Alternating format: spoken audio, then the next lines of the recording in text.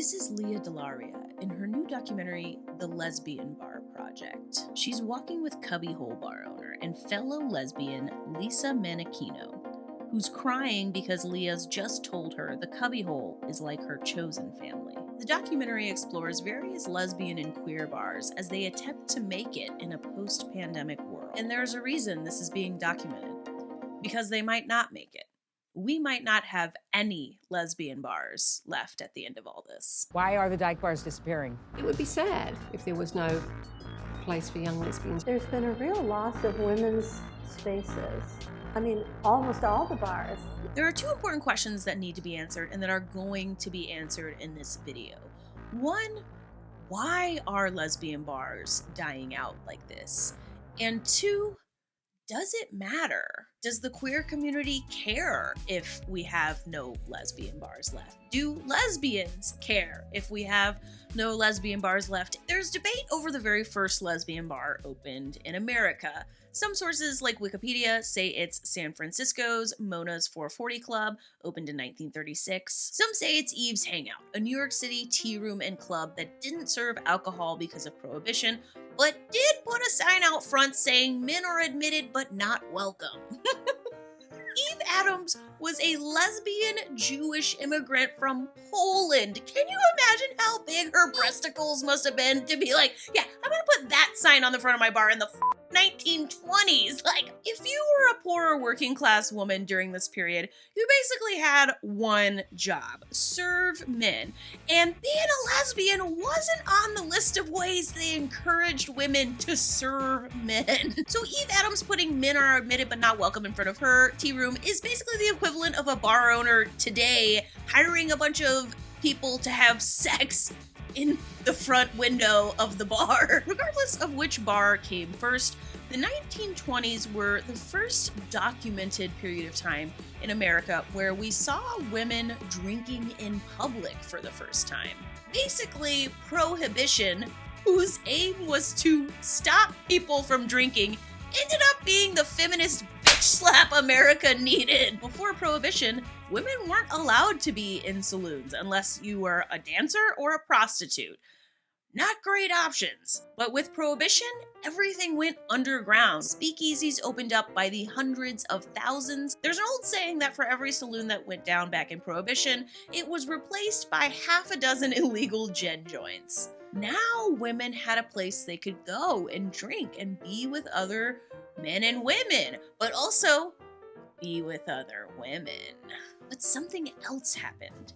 Without big US government looking over our shoulder, with everything being underground and controlled by the mafia, women started running speakeasies too. Now, not only were women drinking in public, we were actually running some of these establishments, which meant the opportunity for change, for control. Out of this era emerges lesbian-specific spaces. Even if they didn't know the word lesbian back then, there were spaces dedicated to women who felt the same way as they did about, well, women.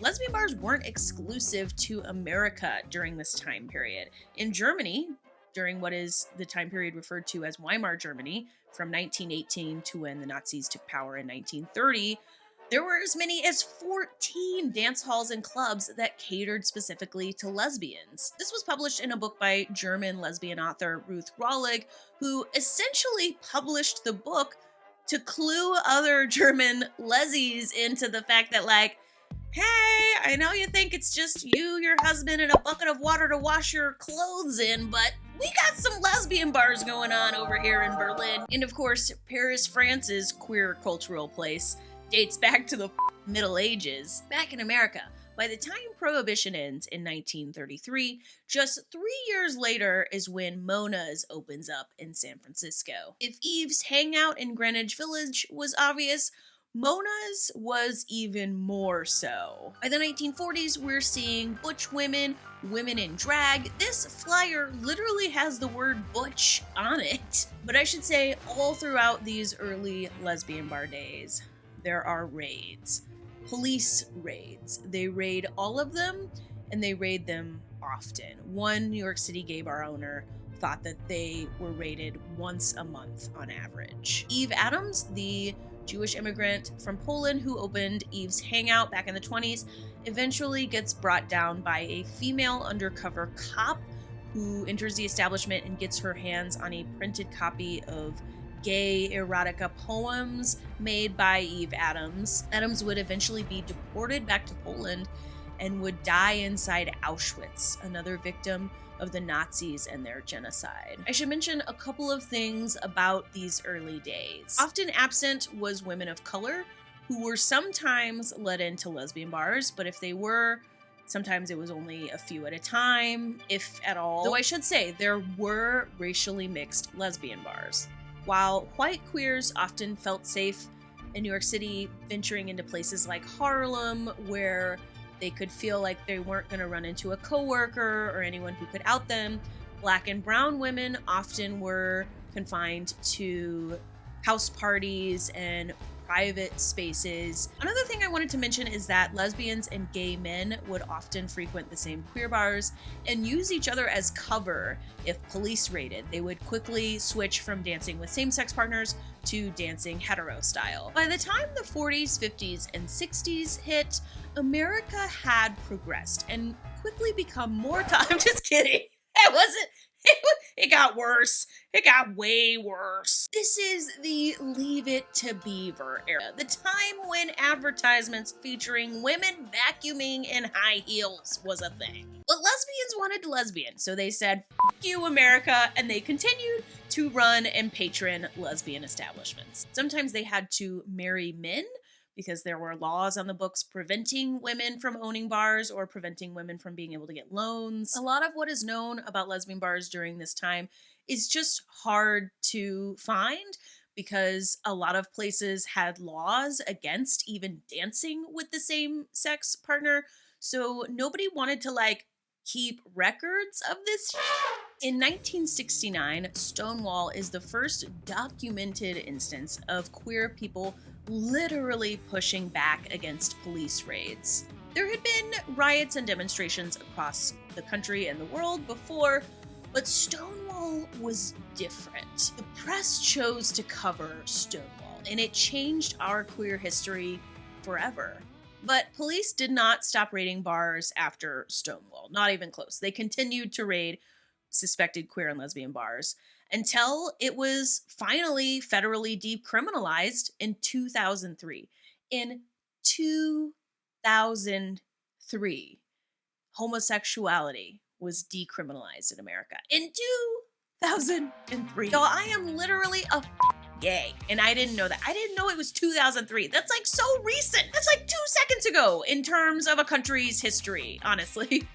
According to the Lesbian Bar Project, in 1980, there were as many as 200 lesbian bars in America. By the 90s, the riot girl punk feminist movement was in full swing. Bars like Meow Mix were opening up in New York City. It was open from 1996 to 2004. At that time was a huge desire for more visibility. Meow Mix wasn't necessarily trying to hide or keep secret the activity that was going on inside of it.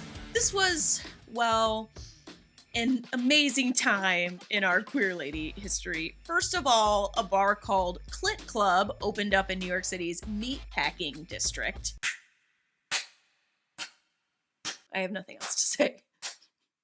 This is all I have to say. I have no idea if this is real or not, but several articles I read specifically mentioned women's softball as having greatly contributed to the rise of lesbian bars in the 90s. I believe it. It's just so odd.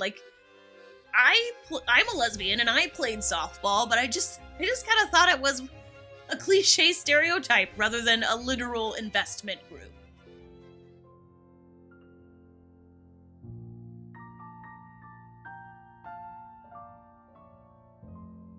Why are there no lesbian bars? Why though?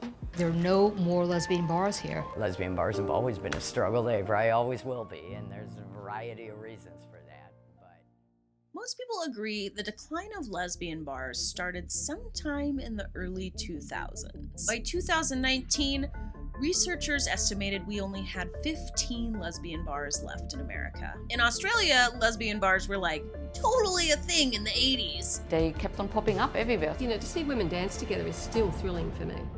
It's thrilling for me too, Allison. I think it's safe to say most lesbians still find chicks dancing together thrilling. It's still thrilling for me when I see a nice pair of breasts just sitting upon a woman. It's just a little bit better than not seeing the breasts. It's very thrilling for me just to see a nice.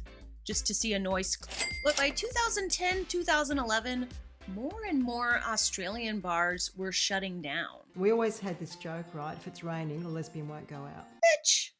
But it's true. A lot of the videos I watched, a lot of things I read pointed to several things that have contributed to the decline of lesbians going out to lesbian bars. One of the more popular, controversial opinions is that as more and more people began feeling comfortable being their true selves, literally less people began identifying as lesbians. In a 2015 Vice article, a trans man named Gabriel Storm described transitioning from being a butch lesbian who worked the door at this Philadelphia lesbian bar called Sisters to being a trans man working at this same bar. We had to march in the gay pride parade.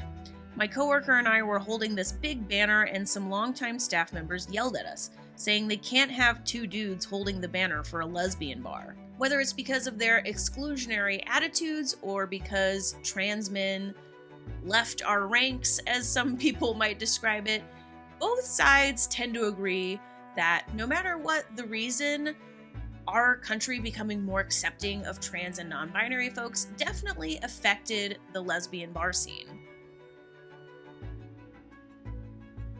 Another reason the les bars have closed that most OG lesbians kind of agree on is social media. This one seems like an automatic to me. Of course, less queer women are going to lesbian bars. They simply aren't as needed as they once were. Before the rise of social media and dating apps, lesbian bars might be the only place you could go to meet another woman-loving woman. But when I was first starting out in the baby les dating world, I wanted to go to lesbian bars. I went to the only one we have here in Chicago, The Closet. It was filled with gay men. Unlike my experience with lesbian bars, my experience with the dating apps was all smooth and great. You could see right there whether a woman was queer or not. You didn't need to check. Plus, it was so convenient. You didn't have to spend money just to scope out chicks. You could scope them out for free on your couch sitting in your underwear at 3 a.m. on a Tuesday.